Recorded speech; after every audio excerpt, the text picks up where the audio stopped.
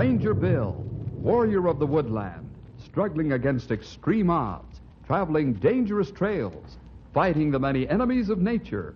This is the job of the guardian of the forest, Ranger Bill.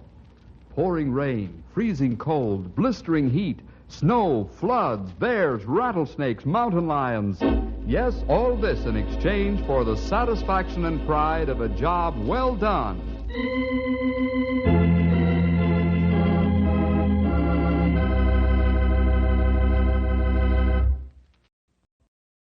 You've heard people say that someone's very understanding. What do they mean by the word understand?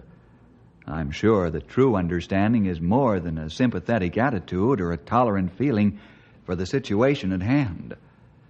To really understand, a person must be able to project himself into the feelings, the heartache, the anxiety, the depression, or the joy of the person going through the experience at hand. Is it possible to do this? Can we know what another person's feeling is and experience that same feeling ourselves? Now, I'm not talking about a mental approach, but a heartfelt understanding.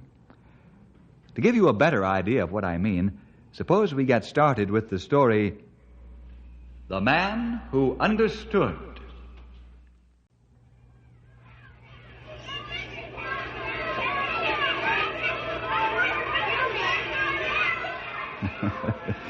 The shouting and laughter of children coming home from school is most enjoyable, even though Mother and Dad pay taxes to hire teachers to pour education into the play-filled heads. The doors of learning have opened and closed for the last time on this day as Steve McLean and his pals walk home from school. Let's push the clock along a little and find Steve banging the kitchen screen door with the resounding bang of a firecracker. Steve, what did I tell you about doors? I know, Mom. We don't live in a barn, and the only time we can make exploding noises is on the 4th of July. But I keep forgetting. Uh-huh. But I do forget, Mom. You're not telling me anything, young man. Well, how was school today? Oh, it was okay. You know how school is. Hey, what's under the cake cover? Never mind, Nosy. Chocolate cake. Oh, boy. Hey, can I have some, huh, Mom? Will chocolate cake help your memory? Sure. It's the best thing in the world. All right, Pollywog. Oh, and there's milk in the refrigerator. Boy, you're the best mom I ever had.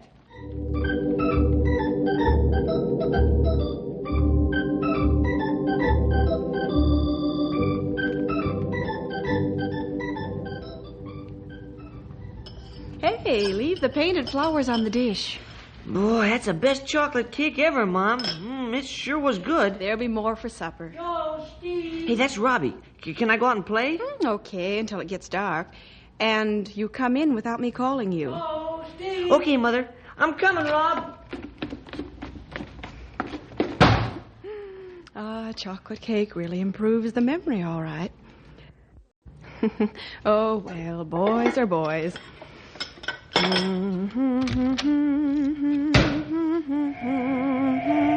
land's sakes, I hope that car didn't hit a child. Better see. Mrs. McLean! Mrs. McLean! Yes, Robbie, what is it? Steve's been hit by a car!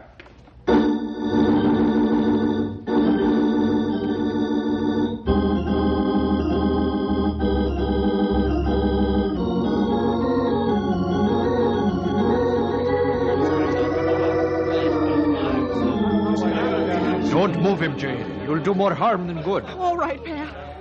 Oh, he must be awfully badly hurt. He hasn't moved at all. There now. Take it easy. We'll get him to the hospital. Then we'll know more about it. Mrs. McLean, I'm terribly sorry I hit your son. I'd give anything to trade places with him. Please believe me. I believe you, Mr. Morgan. I wasn't speeding. I was going slowly because I saw the children playing. And suddenly your son was right in front of the car. I'm sorry. Terribly sorry. Take it easy, Wesley, my boy. I'll have you driven home in a squad car. Thanks, Pat. I'm too upset to drive myself. All right, folks, move back. Let the ambulance through. Move back now. Take it easy now, boys. He's just a wee fella, and he's in bad shape. Pat, may I go along with you in the ambulance? You certainly can. Sit in front alongside the driver. The doc will sit with Steve so he can watch him and help if he needs it on the way. In you go now.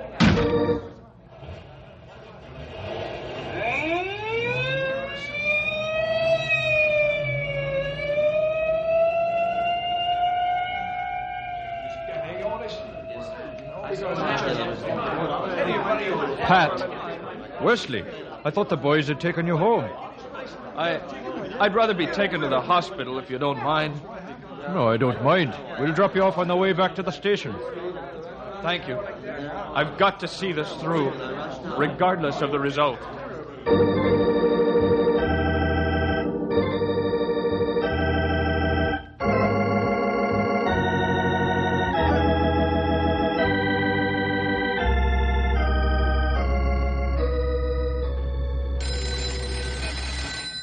I get phone. Ranger headquarters, Grey Wolf speaking. This is O'Rourke. Is Bill there? Hold line for a minute. He'll be here plenty soon. Bill, this for you. I'll be right there. Pat O'Rourke on phone. Thanks, Grey Wolf. Hello, Pat. The same to you, me boy. Say, I've got bad news for Angus. Oh? His boy's been hit by a car. Oh, no. Is he badly hurt? I'm afraid so. You better have Angus come to the hospital as soon as you can get him there. Right. I'll have him brought in by helicopter. And I'll meet him at the copter port with my car. Goodbye. What's up? Angus's son has been hit by a car. Oh, no. What? Man, Grey Wolf, call the copter port. Have them go out and pick up Angus. He and his crew are out near Sawback Ridge. I'll radio the crew and have them make a marker for the pilot. I do right now. Henry, bring the car around front. We'll leave for the copter base as soon as I get through radioing. Right away. Yeah, what do you want me to do, sonny? Get over to the hospital, Stumpy, and do what you can to help and comfort Jane until we can get there.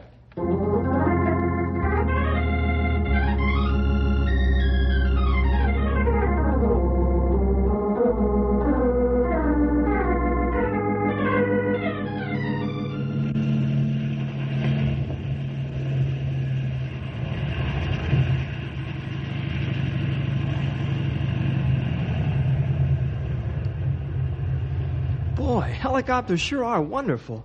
It would have taken Angus 2 days to get here any other way. Well, what's wrong, Bill? Why the big rush? Get in the car, Angus. I'll tell you on the way. Should I use the siren? Yes. Bill, what's going on? Your son's been in an accident. Steve's hurt. Yes. He's in the hospital. Jane's with him. How bad is he? I don't know, Angus. He was hit by a car. Hit by a car? Oh, no. Take it easy. Remember, you're a ranger. Getting excited isn't going to help. Not even when your loved ones are in trouble. Okay. Let's get to the hospital as fast as we can. Right. We don't want another accident.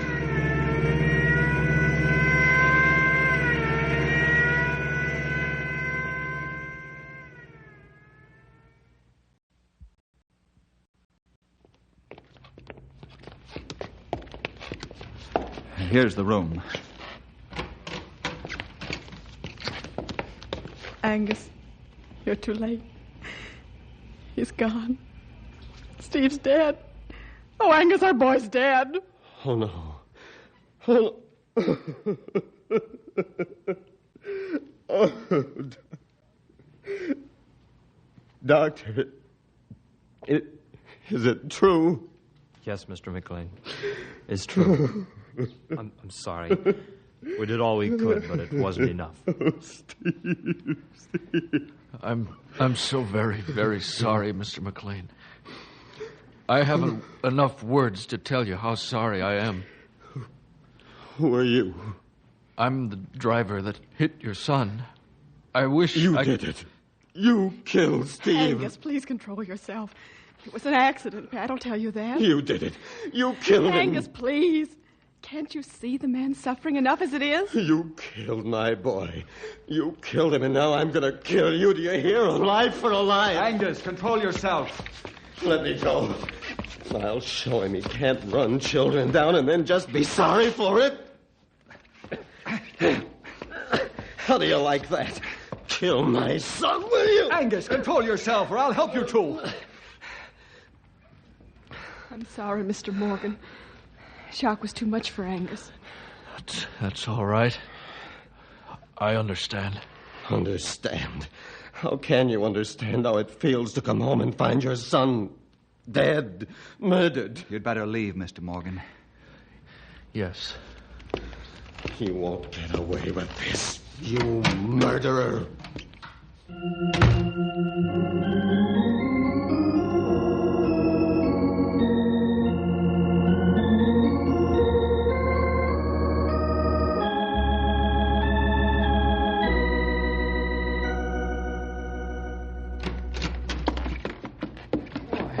That's about the roughest funeral I ever want to attend.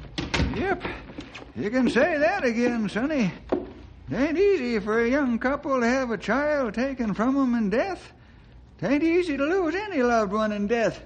This time it's especially hard. Jane hold up better than Angus. He take it plenty hard. Yes, Jane's a Christian. I'm afraid Angus isn't. Steve was the apple of his eye. Now that apple's been picked. Poor Wesley's feeling awfully bad about this, too. I'll say. You'd think that Steve was his own son. I wonder what's going to happen at the inquest tomorrow. I hope it'll be a quiet one.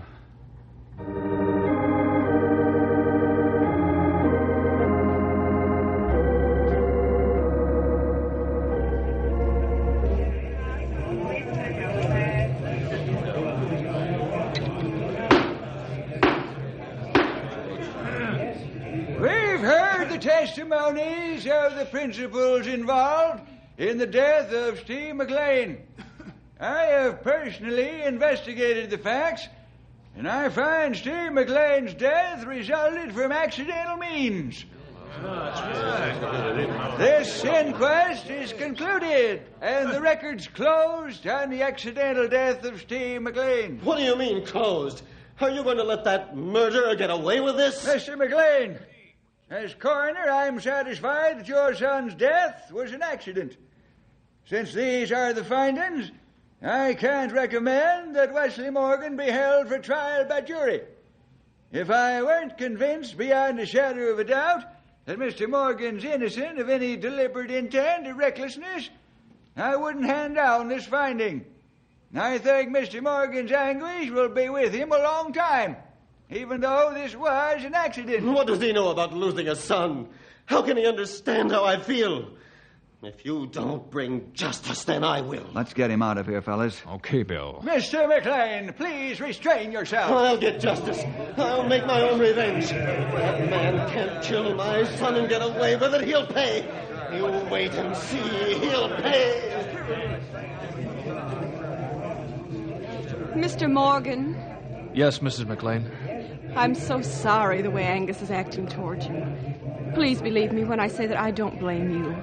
Thank you for those kind words. Angus doesn't mean as he's threatening. He's so terribly grieved and so terribly hurt now. He'll feel differently in time. And please forgive him the way he's acting. There's nothing to forgive. I understand how he feels. I understand.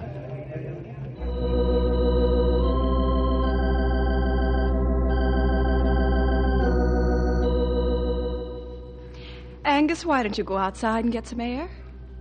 Why? There's nothing to breathe for. Oh, Angus, you can't go on brooding like this. It won't bring Steve back. That's right. No man should be allowed to take a child's life and not give his own in return.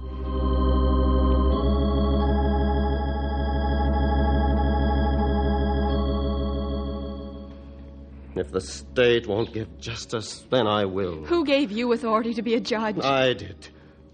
Wesley Morgan killed my son, and I'm going to fix him.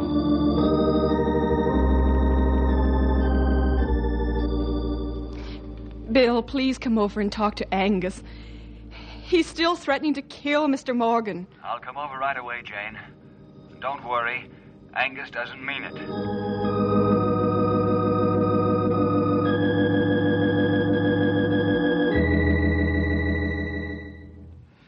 Angus, I understand in a small degree how you feel, but you can't go on this way. How can you understand, Bill? How can you know the anguish and loneliness I'm going through? I can't, really. All I can do is mentally project myself into your situation.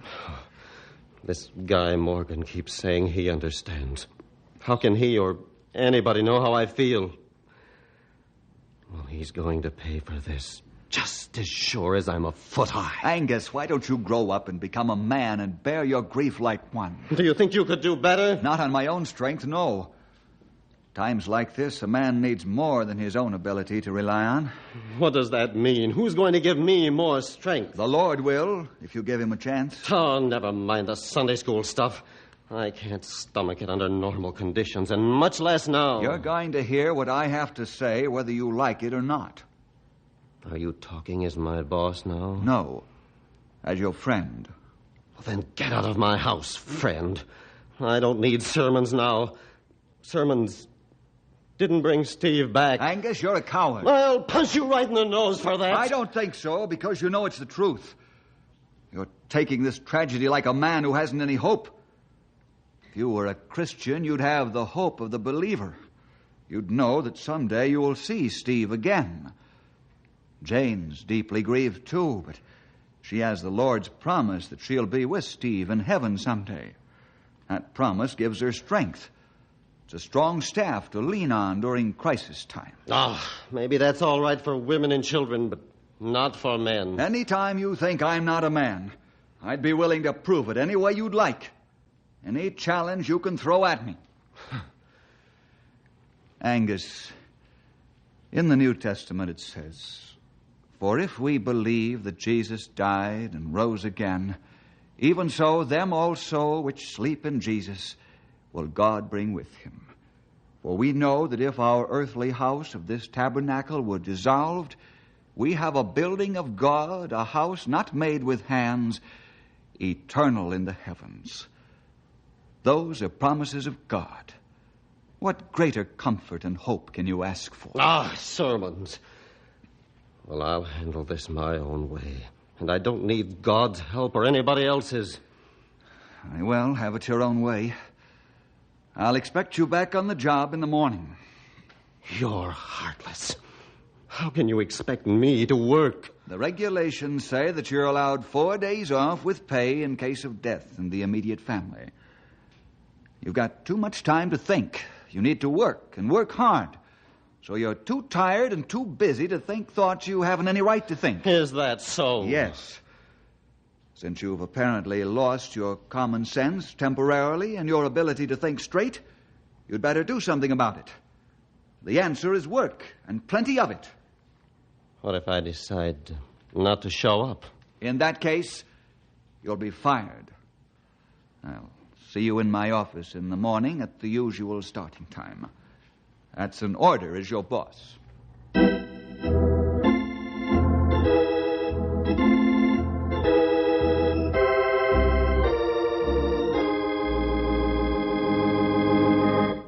Angus is half an hour late, young feller. What are you going to do about it? I ought to do what regulations say. Fire him. You aren't really going to, are you? No, pal. I made the threats with the hope that they'd snap Angus out of his morose condition. I'm afraid it didn't work. Too bad Angus not Christian. Yep, sure is. The Lord sure can give a feller a wonderful amount of help when the going's rough. Yes, sir, he sure can.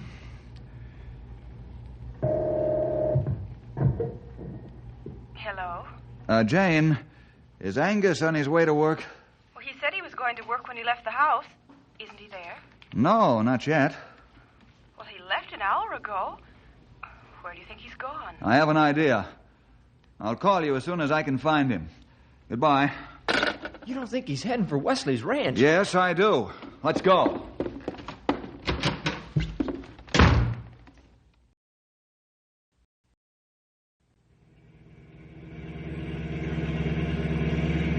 I hope we get to the Morgan Ranch before Angus does. We will, young feller. He can't walk this far that fast. Maybe he'd take car. I don't think so. Jane would have mentioned it.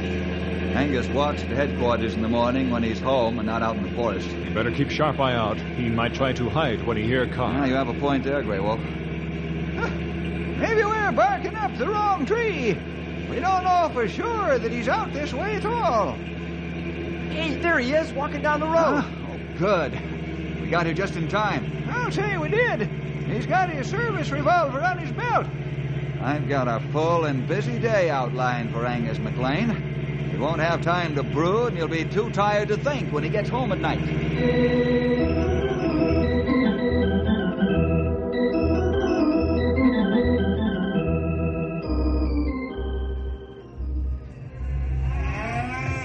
How are things, Wesley? Oh, just fair.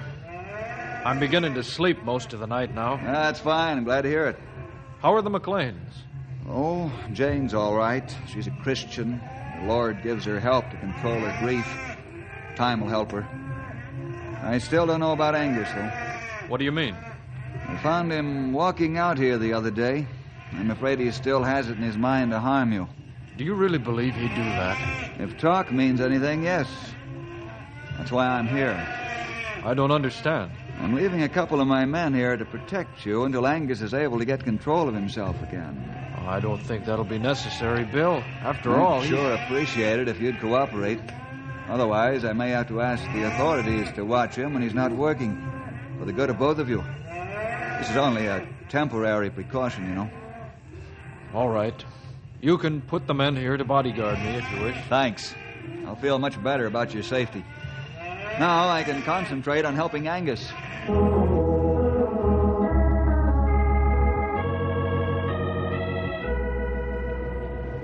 Jane! Hello, Bill. How are you? Oh, just living from day to day, leaning on the Lord for help. I'm glad to hear you haven't lost your faith in the Lord. Oh, I couldn't do that. He's my only source of help and comfort. Bill, I want you to know how much I appreciate what you've done for Angus. I'm glad I could help him. He's still in deep water, though. Jane, we're praying for him. You too. Yes, I know. We're going to the monument company this evening and pick out a headstone for Steve's grave. Huh? Axel Franzen does such nice work. I hope this doesn't set Angus off again. I feel we should, since it's been several weeks now. I think your decision is wise, Jane. I'll keep working with Angus, and if there's anything I can do, let me know. You're a wonderful friend, Bill. You never seem to tire of helping people. Goodbye now. Goodbye, Jane. Keep looking up.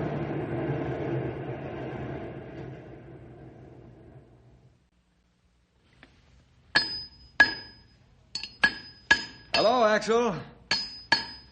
Axel! Well, Bill, how are you? Fine. Yourself? You're not bad at all. Say, I can tell by the look on your face that you got something on your mind. You've heard about young Steve McLean. Yes, that was sad. His parents are coming out here this evening to pick out a headstone. Oh, yes. I'll do my very best to help him. Axel, after Steve's funeral, I happened to notice a headstone not too far from his grave. This other grave was for a boy, too. The inscription on the stone is beautiful. Did you do the work? Well, I'm not sure. I did one about a year ago. I'll show you the blueprint. Yeah, here it is.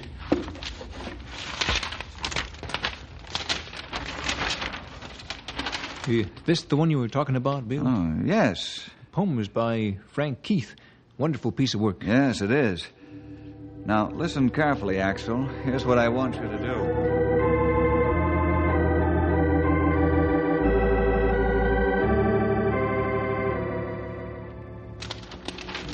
These are the headstone designs that I've worked up. If you don't care for any of them, I'll be glad to design a new one for you. I don't think that'll be necessary, Mr. Franzen. I like this one. What do you think? Yes, I like that one, too. You don't have one made up so we could look at it, do you? No, but I'd be more than happy to drive you to the cemetery this evening. You can see this particular stone there. I've only made one so far. Oh, that's awfully kind of you. Can we get in to see the stone this late? Oh, sure. I'll make arrangements for that. Do we have to do this tonight, Jane? Can't we wait a couple of weeks? No, Angus, please cooperate. It's not any easier for me than it is for you. I'd like to see the stone, and then if we like it, order it and have it made and placed. Please, Angus. All right, as you wish. My car is right out in front. This won't take long.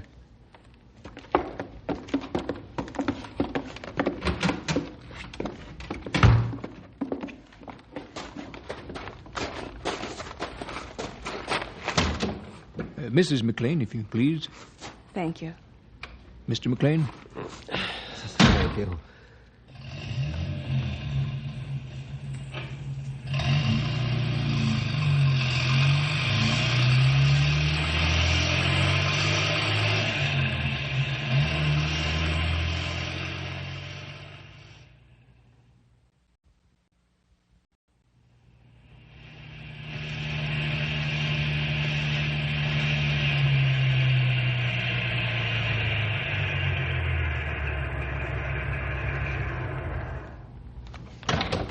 This way, folks. I'll go ahead with the light.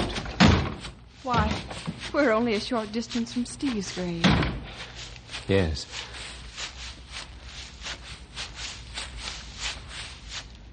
Here's the identical headstone you like. Oh, I think it's beautiful. Will you read the verse, please, Mr. Franzen? I'm afraid I couldn't make it through. Well, sure, I'll read it.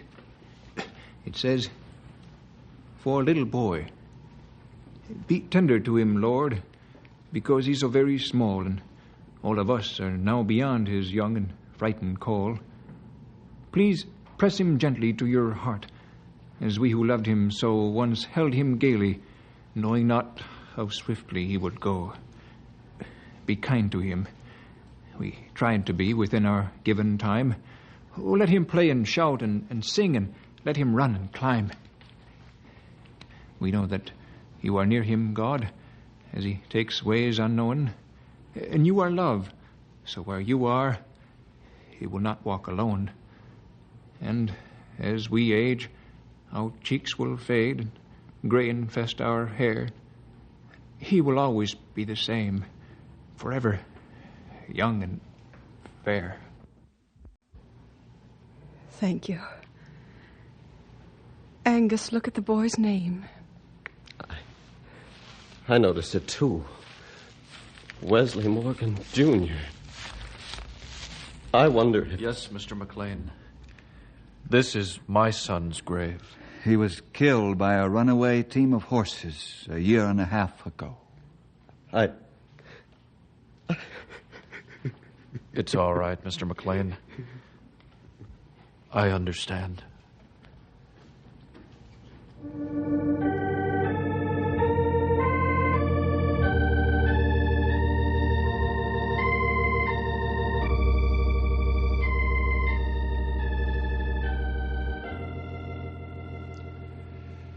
Yes, now we all know what Wesley meant when he said he understood. And Angus learned a big lesson in understanding from Wesley. Boys and girls, do you try to understand always, even when you may be hurt and disappointed, and then when others are in need? You know you should. It's the way the Lord wants us to be, understanding and with love and compassion for those who need help. Well, I'll be back again next week when you'll hear more adventures of